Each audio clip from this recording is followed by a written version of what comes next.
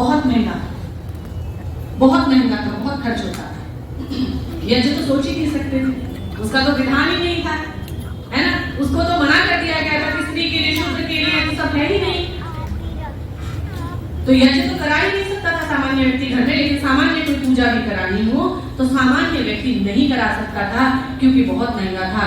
उसी समय में ऋषि ने इसीलिए कहा था, यही कारण था कि ऐसा न करें कर्मकांड को कि सामान्य व्यक्ति भी वो न कर सके। क्या ईश्वर को पाने के लिए हमें इतना महंगा होना पड़ेगा? क्या ईश्वर प्राप्ति के जो राह है, जो मार्ग है, वो इतना महंगा होगा? इसमें महंगा करने की तो कोई आवश्यकता नहीं। इसीलिए ऋषि ने प्रत्येक उन आडंबरों का विरोध किया जो महंगे होते थे, जिनके कारण सामान्य व्यक्ति उनसे अनभिज्ञ रह जाता था और उसके मन की इच्छा उसके मन में ही दबी रह जाती थी। और हम क्या कर रहे हैं? आर्य समाजों में, बहुत से आर्य समाजों में मैंने देखा, यज्ञ होता है, तिलक भी लगाया जाता है, रोली भी बांधी जाती है। कौन से कर्मकांड में, कौन से संस्कार विधि में, किस पंच महाकर्म यज्ञ विधि में ये लिखा गया है? मुझे कोई प्रमाण ला करके कहीं नहीं लिखा। ऋषि ने इसका कभी समर्थन ही नहीं किया और हम कर रहे हैं। और एक कार्य और हमने शुरू किया है आर्य समाज में, यज्ञ करते हैं और उसके बाद वो आरती की थाली लेकर के उस यज्ञ विधि की आरती करते हैं। ये पौराणिक विधि है, हमारी विधि नहीं है, आर्य समाज में भी हो रही है। मेरा देखा हुआ है, इसीलिए बता रही हूँ। आरती भी गाड़ी जाती है, वो थाली भी घुमाई जाती है।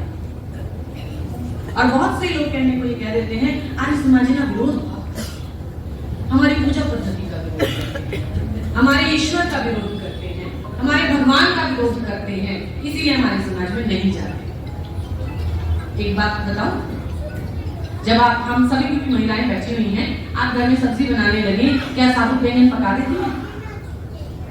बिल्कुल साबुत बैंगन पका देती हैं? पका सकते हैं क्या? पकाएंगे तो क्या होगा? कीड़ा, उसके अंदर कीड़ा भी होता है भाई। कीड़ा पकेगा, कीड़ा खाओगे, है ना। साबुत मिट्टी पका देते हैं क्या?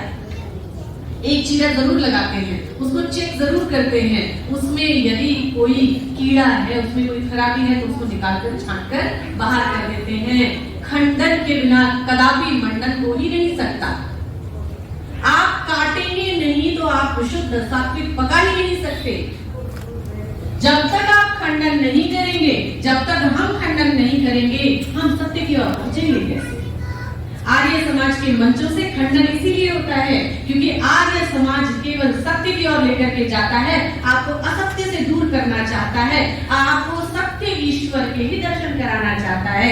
इसीलिए ऋषि दयानंद जिस दिन चूहा शिवलिंग पर चढ़ा ना, एकदम से जागे थे और सच्चे शिव की खोज में निकले थे, है ना। आज तीज के दिन भी महादेव के मंदिर भरे हुए हैं। मैं ये नहीं कहूंगी कि मैं विरोध नहीं कर रही हूँ, देखिए कुछ भी कहिए, इसको विरोध ना कहा जाए, ये भी हमारी सनातन संस्कृति है और इस समय आवश्यकता है कि हम इनका भी समर्थन करें और इनका भी संरक्षण करें, किंतु इनमें लिप्त होना हमारी संस्कृति नहीं है ना। हम मार पता है कहाँ खाते हैं? वो पुलवामा में हमला हुआ कि नहीं?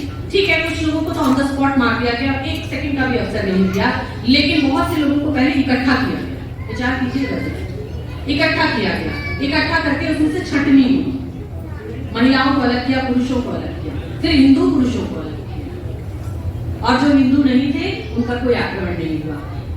लगभग आधे घंटे का समय उन सभी के पास था। जब मृत्यु निश्चित थी तो क्या लड़कर मर नहीं सकते थे? निश्चित थी, वो सब जानते थे मरना तो निश्चित है आज। लेकिन यदि उनमें से 10 ने भी विरोध किया होता तो शायद वो जो 4 आक्रमण करने वाले थे, एक तो मरता। जब मृत्यु निश्चित थी तो वीरों की तरह मरना था। लेकिन हम पता है क्यों नपुंसक हो रहे हैं? हम इस आशा में, हम इस उम्मीद में पड़े रह जाते हैं कि हाय कोई आएगा, चमत्कार होगा, कोई रक्षा करेगा। सोमनाथ के मंदिर की रक्षा नहीं हुई। जब मंदिरों की रक्षा नहीं हो सकती तो हम क्या चीज है? वो तो ईश्वर का घर कहा जाता है ना। कोई पत्थर अपनी रक्षा नहीं कर सकता, किंतु मनुष्य को तो इतना विवेक ईश्वर ने दिया है कि आप अपनी रक्षा तो कुछ कीजिए। हम नपुंसक बने रह जाते हैं, हम इस इंतजार में रहते, इस प्रतीक्षा में रहते हैं कि कोई आएगा, कोई अवतार। अभी भी हम कल्कि की प्रतीक्षा में हैं, कलयुगी सारे कल्कि की प्रतीक्षा में हैं कि कल्कि का अवतार आएगा और इस सारे कलयुग को फिर से सुधार देगा। और हम और आप क्या करेंगे फिर?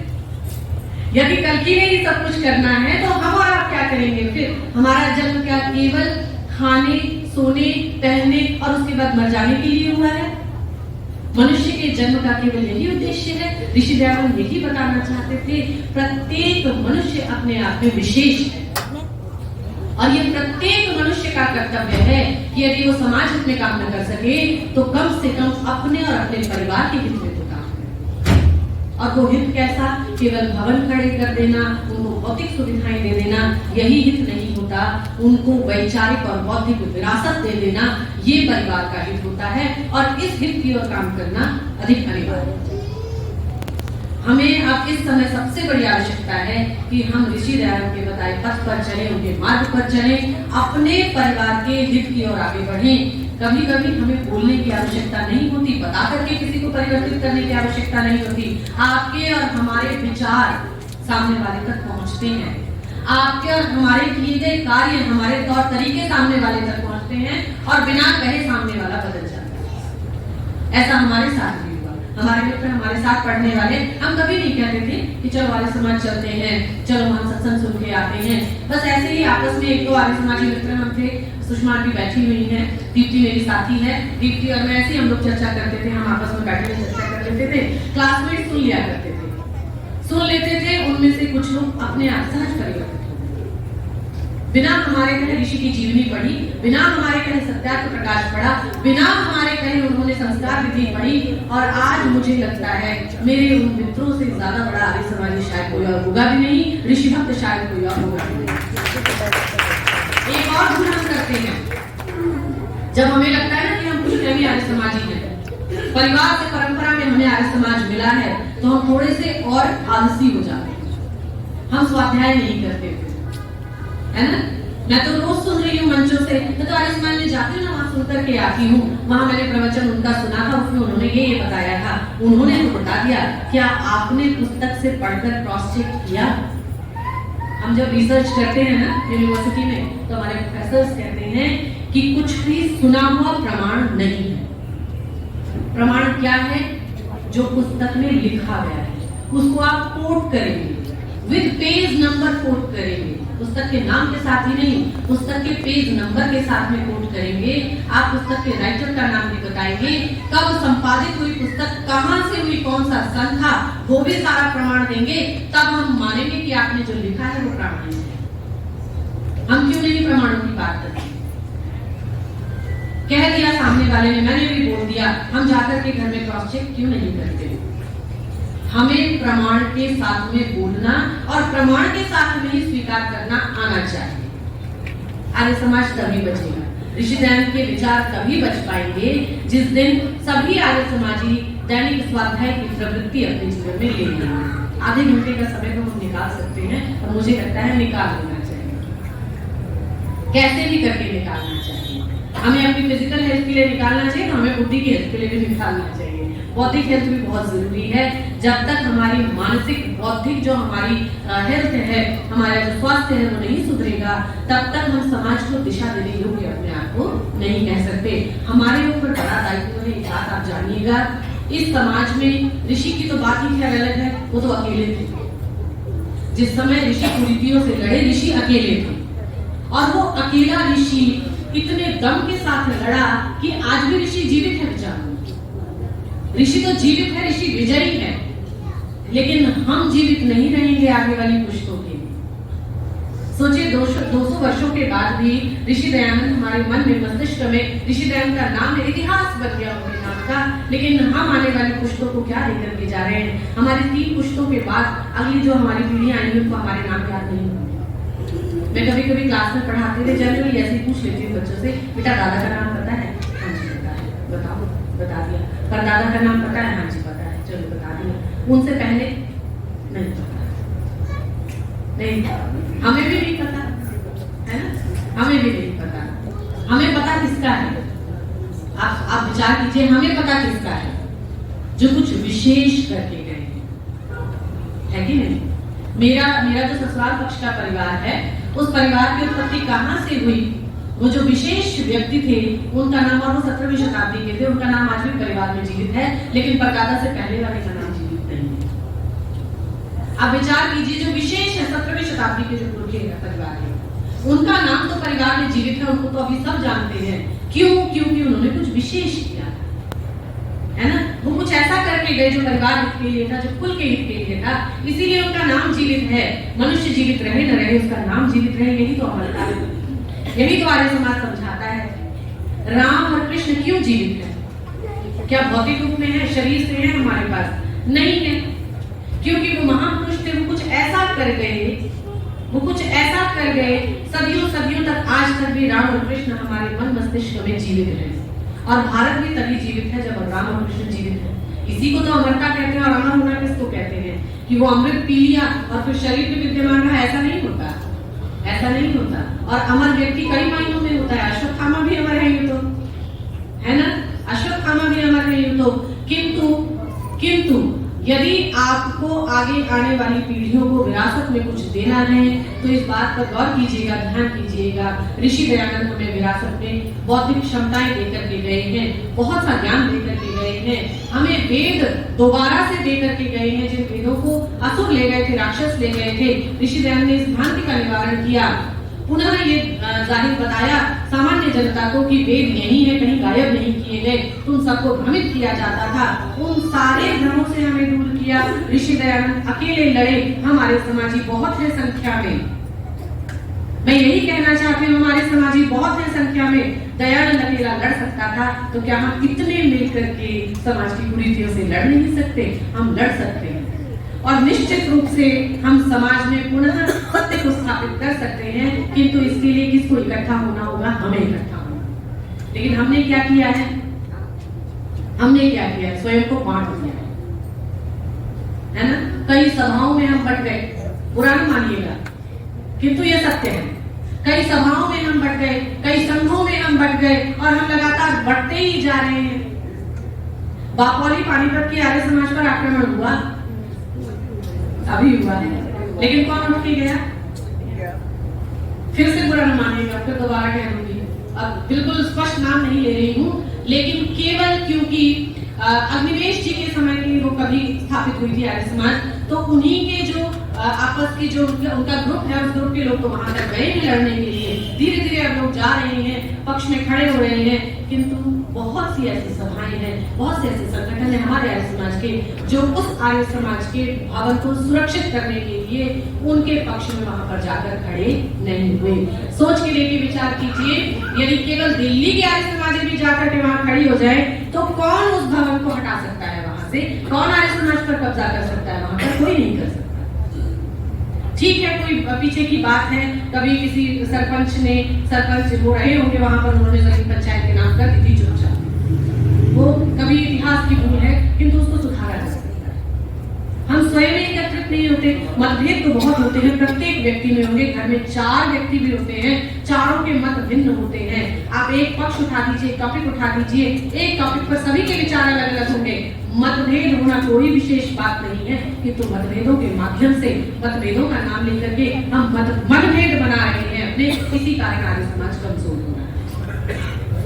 आर्य समाज में न नेताओं की कमी है, आर्य समाज में न विद्वानों की कमी है, आर्य समाज में न श्रद्धालुओं की कमी है, आर्य समाजियों की कमी नहीं है, आर्य समाज में न धन की कमी है, न आर्य समाज में श्रद्धा की कमी है। आर्य समाज में कमी केवल और केवल नाम की है, हम बढ़ गए हैं। हमें इकट्ठा होना पड़ेगा, एकत्रित होना पड़ेगा, एक होना पड़ेगा, स्वाध्याय की प्रवृत्ति को पुनः जागृत करना पड़ेगा, और ऋषि दयानंद के बताए मार्ग पर ही केवल चलना पड़ेगा। और जितने उनके लिखे हुए, उन्होंने हर बार कहा, जगह जगह का अपने उपदेशों में भी कहा, अपनी पुस्तकों में भी कहा, आर्ष ग्रंथों का ही केवल अध्ययन और स्वाध्याय होना चाहिए। अनार्ष से हमें दूर रहने का प्रयास करना चाहिए, क्योंकि सामान्य सी बात है, जो सामान्य बुद्धि मनुष्य है वो बहुत जल्दी दूसरों से प्रभावित हो जाते हैं। इसलिए ऐसा ना हो कि अनार्ष से प्रभावित हो जाए, तो उन्होंने कहा अनार्ष से दूर ही रहें और आर्ष ग्रंथों का अध्ययन करें। जिनमें विवेक है दयानंद जैसा, वो पढ़ सकते हैं, वो पढ़ करके तुलना भी कर सकते हैं, तुलना करके सत्य को भी ग्रहण कर सकते हैं, किंतु सभी न पढ़ें। आर्ष ग्रंथों का अध्ययन करें, आर्ष ग्रंथों का स्वाध्याय करें, उन प्रत्येक कुरीतियों से जो फिर से आर्य समाज में दोबारा आने लगी हैं, उन कुरीतियों का खंडन करना प्रारंभ करें, उन कुरीतियों से स्वयं को दूर करने का प्रयास करें। अन्यथा आर्य समाज केवल 1% में लोगों में रह जाएगा। हमें इतना नहीं रहना है, हमें बढ़ना है और हमें संपूर्ण भारतवर्ष को बचाने का दायित्व हमारा है। आप विचार कीजिए, आने वाला समय ऐसा है जो बहुत खतरनाक है। आप दिल्ली में बैठे हैं, पता नहीं आप ऐसा, फिर भी बीच में भी सीलमपुर में भी परसों तरसों कुछ हुआ है ना, कुछ विरोध प्रदर्शन हुए हैं सीलमपुर में भी, वहां गली रास्ते रोके हैं, सड़क रोकी है और कुछ युवा बैठे हुए थे और बड़े जागृत युवा थे जिन्होंने कहा कि गलियों में खड़े होकर के हमारी बहनों को और बेटियों को छेड़ा जाता है, उन पर अभद्र टिप्पणियां की जाती हैं और विरोध करने वाला या पुलिस में से भी कोई शिकायत करने के बाद भी कोई बचाने आने वाला नहीं होता। तो जब तक हम अपने परिवारों से निकल करके अपनी संततियों को नहीं बचाएंगे, कोई और बचाने नहीं आएगा। वो सड़क पर खड़े होंगे धरना प्रदर्शन करने। आप विचार कीजिए, दिल्ली सीलमपुर में ये हो रहा है और जिन इलाकों में बहुलता है एक विशेष संप्रदाय की, उन इलाकों का क्या हाल होता होगा। आप सोच के देखिए, ऋषि दयानंद ने तो हमें बहुत हद तक बचाया। हो सकता है ऋषि दयानंद न होते तो आज हम सभी विधर्मी हो गए होते, किंतु ये हमारा सौभाग्य है कि हम विधर्मी नहीं हो पाए। और हम बहुत साहसी पूर्वजों की संतान हैं जिन्होंने विकट समय में भी अपने आप को, अपने धर्म को, अपने स्वत्व को बचाए रखा और आज हम अपनी संस्कृति की पुनर्स्थापना करने की बात कर पा रहे हैं। यदि हमारे ऐसे साहसी पूर्वज न होते, हमारे पास ऋषि दयानंद न होते, तो हम सभी विधर्मी हो गए होते और इन सभी तर्कों की, इन सभी विवेक बुद्धियों की हम चर्चा ही न कर रहे होते, क्योंकि इनकी चर्चा करने का अवसर ही नहीं होता। वहां तो स्त्रियों को अधिकार ही नहीं है, इन चर्चाओं का तो हमें अवसर ही नहीं मिलता। हमें भी काला टेंट बना करके बिठा दिया होता कहीं और आगे आने वाले समय में हिंद महासागर में कूदने के अलावा आपके हमारे पास कोई रास्ता नहीं है, कोई रास्ता नहीं। उनके पास 56-57 देश है, हमारे पास केवल एक हिंद महासागर बचता है, उसी में डूबिएगा और उसी में मरिएगा। यदि आज नहीं जागे तो जागने का समय अब नहीं है। इसीलिए मेरा पुनः पुनः और बार बार ये निवेदन रहेगा और केवल आर्य समाज के भवनों से बैठ करके हम ये निवेदन कर सकते हैं, क्योंकि ये सत्य है, कड़वा है किंतु सत्य है कि आप पौराणिकों में भी बैठते हैं तो ये कह दिया जाता है कि स्त्री को तो व्यासपीठ पर बैठने का अधिकार ही नहीं है। हमें तो स्वीकार ही नहीं करते, वो क्या सुधार की बात करेंगे। हमें यहाँ बैठा हुआ वो देख ही नहीं सकते, वो क्या सुधार की बात करेंगे। केवल आर्य समाज का मंच हमें अधिकार देता है, वो केवल ऋषि दयानंद के कारण है। हम उनके कृतज्ञ हैं और सदियों सदियों कृतज्ञ रहेंगे। उनकी कृतज्ञता ज्ञापित करते हुए मैं तुम्हें केवल यही कहूंगी कि ऋषि दयानंद के बताए मार्ग के अतिरिक्त और आर्य समाज की इस क्रांति के अतिरिक्त हमें और हमारी आगे आने वाली संततियों को बचाने वाला कोई नहीं है। तो मैं बार बार निवेदन करूंगी कि कभी भी ये विचार नहीं कीजिएगा कि आर्य समाज बहुत कटुवादी होते हैं, कटु बोलते हैं किंतु सत्य बोलते हैं। हमारी आर्य वीरांगना दल में सुमेधा दीदी आया करती थी, अब तो आयु अधिक हो गई, आ नहीं पाती। सुमेधा दीदी एक बात कहती थी, आज तो तुम्हें मेरी बात बुरी लगती है, मैं कड़वा बोलती हूँ, लेकिन जब मैं आऊंगी नहीं ना समाज में तब तुम्हें मेरी याद आएगी कि सुमेधा दीदी ऐसा कहा करती थी। और ये सत्य है। आज जब आर्य वीरांगना दल की क्षति देखते हैं हम तो याद आता है कि यहाँ सुमेधा दीदी सामने बैठी होती थी और एक आदेश करती थी और उनके आदेश अनुसार कार्य करते थे, पूरा दल व्यवस्थित चलता था, है ना। तो कटु बोलना कभी कभी बहुत ही अच्छा होता है। किसी भी भयंकर बीमारी की जो दवाई होगी वो कड़वी होती है, जितनी कड़वी दवाई पिएंगे उतनी जल्दी स्वस्थ हो जाएंगे।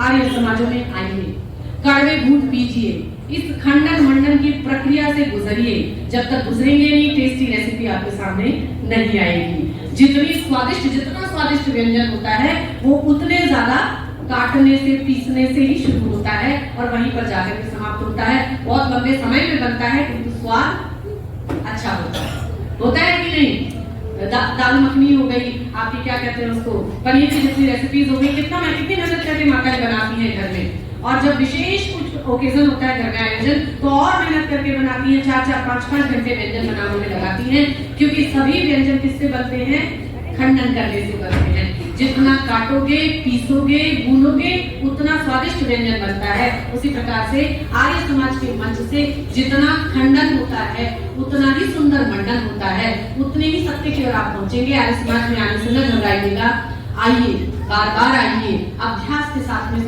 बातें समझ में आती हैं। जितना आप आर्य समाज में आएंगे उतना आप सत्य की ओर जाने लगेंगे, सत्य का मार्ग आप पकड़ने लगेंगे।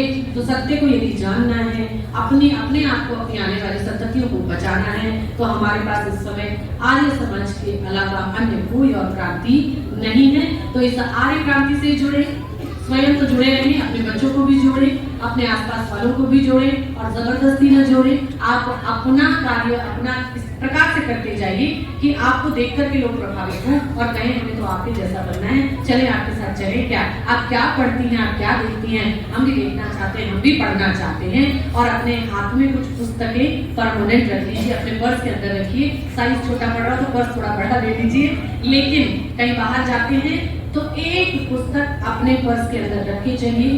समय मिले तो थोड़ा सा पढ़ लीजिए, कहीं समझ में नहीं आता हो तो जरूर उस पर चर्चा कीजिए, परिचर्चा कीजिए। मुझे लगता है दैनिक सत्संग भी होता है आर्य समाज में, है ना? तो हाँ जी, तो ये पारिवारिक सत्संग हो रहा है, दैनिक सत्संग होता है, ये तो बहुत अच्छी समाज से देखिए, तो बहुत अच्छी बात है। बहुत सी आर्य समाजें लगभग इसी तरह से खत्म होती जा रही है, वहाँ प्रातःकालीन यज्ञ भी समाप्त होते जा रहे हैं। और दिल्ली में हो सकता है सभी आर्य समाजों में होता है, लेकिन दिल्ली से बाहर गुड़गांव से थोड़ा आगे कुछ आर्य समाजें ऐसी हैं जहाँ दैनिक यज्ञ भी नहीं होता है। तो हम आप सभी बहुत सौभाग्यशाली हैं कि आपके समाज में दैनिक यज्ञ होता है। इस दैनिक यज्ञ की प्रक्रिया में एक किसी पुस्तक के स्वाध्याय का आप एक कार्यक्रम अपना निश्चित कर लीजिए कि दैनिक उस पर अभ्यास के साथ में किसी एक पुस्तक की एक पेज का अध्ययन स्वाध्याय आप रोज करते हैं, फिर उस पर चर्चा करते हैं या नहीं करते हैं, उस पर चर्चा भी कीजिए। और जो दो बातें मैंने उठाई हैं, कर्मकांड में जो कुरीतियां आ रही हैं उन पर चर्चा कीजिए। जो कर्मकांड विशेषज्ञ विद्वान हैं उनसे बैठ करके चर्चा कीजिए। तिलक, चंदन, रोली, मोली और कुछ ऐसे मंत्र जिन मंत्रों का विधान कर्मकांड में नहीं है, उन मंत्रों की परिपाटी क्यों अपनाई जा रही है, उससे बचने का उपाय और इस संबंध में प्रयास कीजिए कि आप भी जागरूक हो और आगे आने वाले जो अन्य नए बच्चे हैं आर्य समाजी हैं या अन्य जो आर्य समाजी हैं जहाँ ये प्रक्रिया फॉलो की जाती है उनको भी जागरूक कीजिए। और कुछ इस तरह के हमें, मुझे लगता है पैम्फलेट्स या कुछ इस तरह के लेख हमें छाप लेने चाहिए जिनमें इस तरह की कुरीतियों को विशेष रूप से उल्लेखित किया गया हो और इन पर विचार किया जाए, विमर्श किया जाए और इन कुरीतियों का विरोध हमें ही करना है। देखिए, हमसे बाहर कोई आने वाला नहीं है। मुझे लगता है समय हो चुका है। इसी के साथ अंत में आप सभी का धन्यवाद और अंत में फिर से ऋषि की कृतज्ञता ज्ञापित करते हुए मैं पुनः आपसे निवेदन करूंगी कि आर्य समाज में आते रहिए और सदैव आर्य समाज को जीवित रखिए। धन्यवाद।